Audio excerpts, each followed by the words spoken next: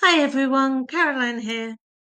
Today I'm going to take you through the account or the narrative account, so the 8 mark questions that appear on the GCSE history paper. So the two examples do word the questions slightly differently. However, they are answered in exactly the same way. So it doesn't matter which example you're doing, you are going to answer these in exactly the same way. So if you're doing a QA, they call it an account. So the question will be, write an account about this event. So you're going to be doing that on your first paper, on paper 1, and it will be as part of your conflict and tension topic. So that will be either you're doing World War One, or you might have chosen to do interwar years between World War One, World War Two, Cold War, or more recent history, history in Asia, Gulf, and Afghanistan. So you'll have chosen one of those. If you're on Edexcel, they call it a narrative account, and you'll be doing that on paper 2 as part of your period study. So Spain, America, when the British had taken over, you might be doing the American West, the Cold War, or the conflict in the Middle East. And what the examiners say in feedback about these questions is it's not the knowledge. The knowledge is never a problem. Students know their stuff. They work really hard. It's just how you structure it.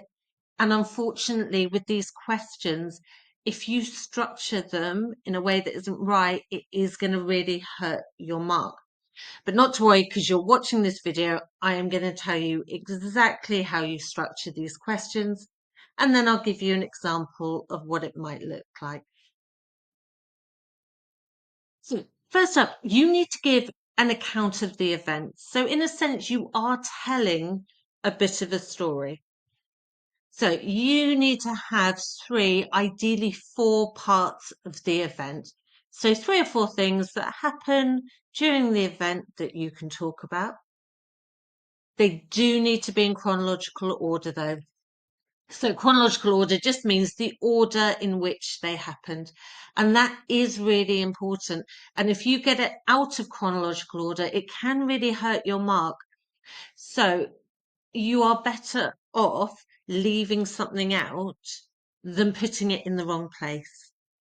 So bear that in mind when you're in the exam. If there's something you're not quite sure which bit comes first, leave one of them out. But also, as you're revising, have it in the back of your mind. Think, if I get an account or a narrative account on this topic, which order am I going to put the events in? And as detailed as you can in the time that you have given. So as many facts as you can. So that bit's quite straightforward. We're telling a story, but the accounts and the narrative accounts are more than just a story.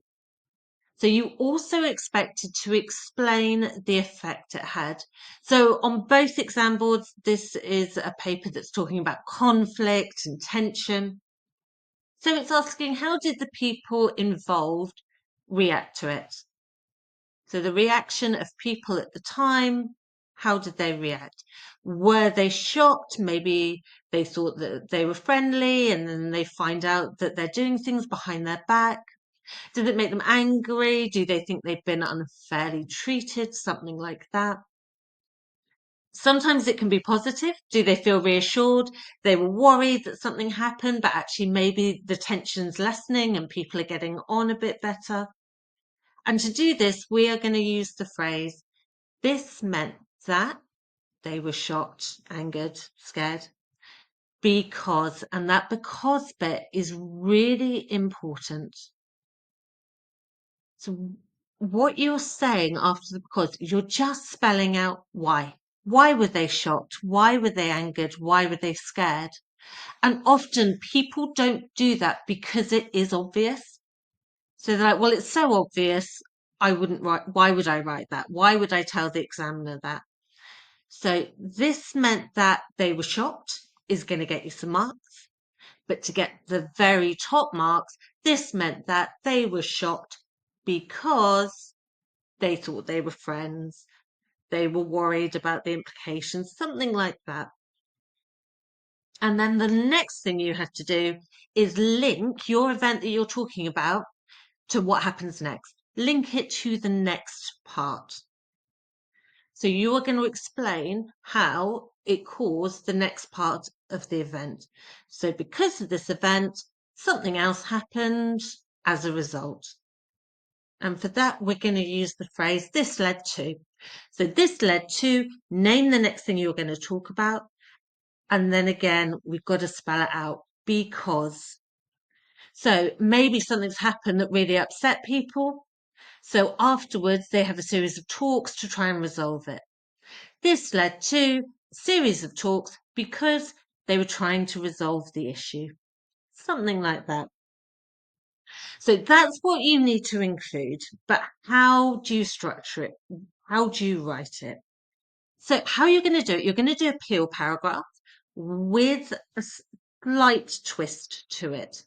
So the first point, everyone always says, how do you get started? Getting started on a narrative account can be really tricky, but here's what you're going to say.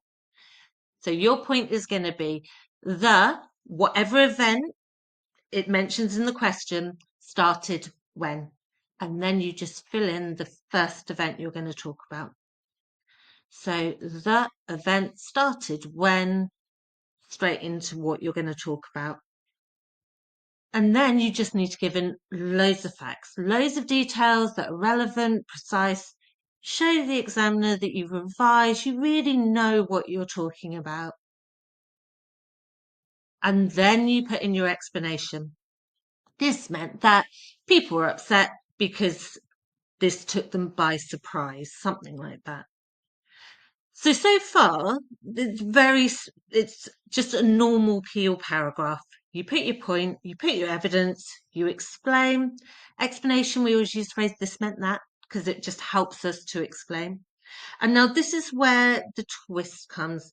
We are going to put our link as the point for our next paragraph. So this led to your second event in your list of things you're going to talk about, because.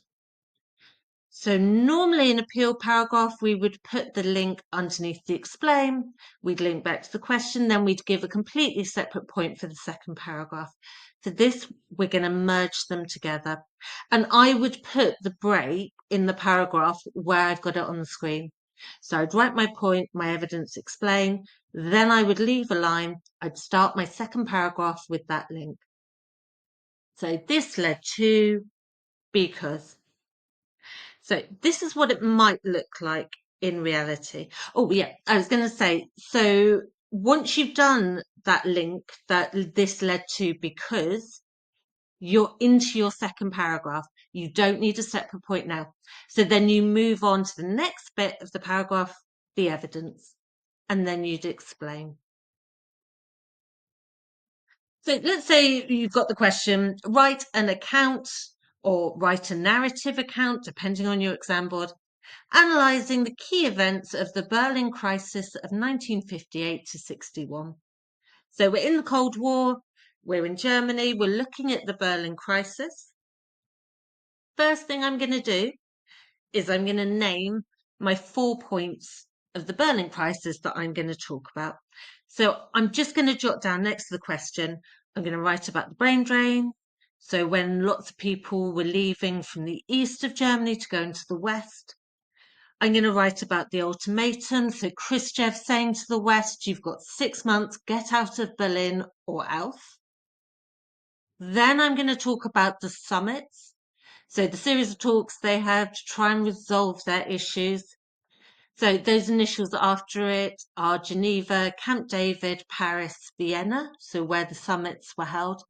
I'm not going to go into massive detail about each one. I'm going to give a kind of summary. They have lots of talks. They don't go so well. And then I'm going to finish off talking about the building of the Berlin Wall. So how my peel paragraph is going to look. Starting off with my point, the Berlin crisis of 1958 started when, so I'm copying out the question, the brain drain happened. I'm adding in the first point. Then I'm going to give some evidence about it. So the brain drain was when large numbers of educated, skilled workers left for the East for a new life in the West. They did this as there were better living conditions in the West. They knew they would earn more money there. By 1958, a sixth of the East German population had left for the West. So I'm showing the examiner, I know what I'm talking about. I know exactly what the Berlin crisis was. Then I explain. This meant that Khrushchev was very frustrated. So I've said about how he's feeling. And then really importantly, I've put because he was losing skilled workers that were needed in the East. It also made communism look really bad. He's telling everyone communism's great, but a sixth of them are choosing to leave. It's not looking good. So do we see how everything that comes after because it's kind of obvious. Once you've read the evidence, you're like, well, yeah, obviously that's not good. If you're a leader of the country, everyone's leaving your country, it's not good. You just need to spell it out for the examiner. Then I leave a gap. I'm on to my second paragraph and I've put together my link and my point. So this led to the Berlin Ultimatum because Khrushchev wanted to take back control of West Berlin. So again, I've said why, because, and now I'm into my second paragraph and I'm going to start talking lots of evidence. What was the Berlin Ultimatum, etc. So nice simple summary for you to use. It's a peel paragraph with a slight twist. This meant that, this led to, and don't forget because.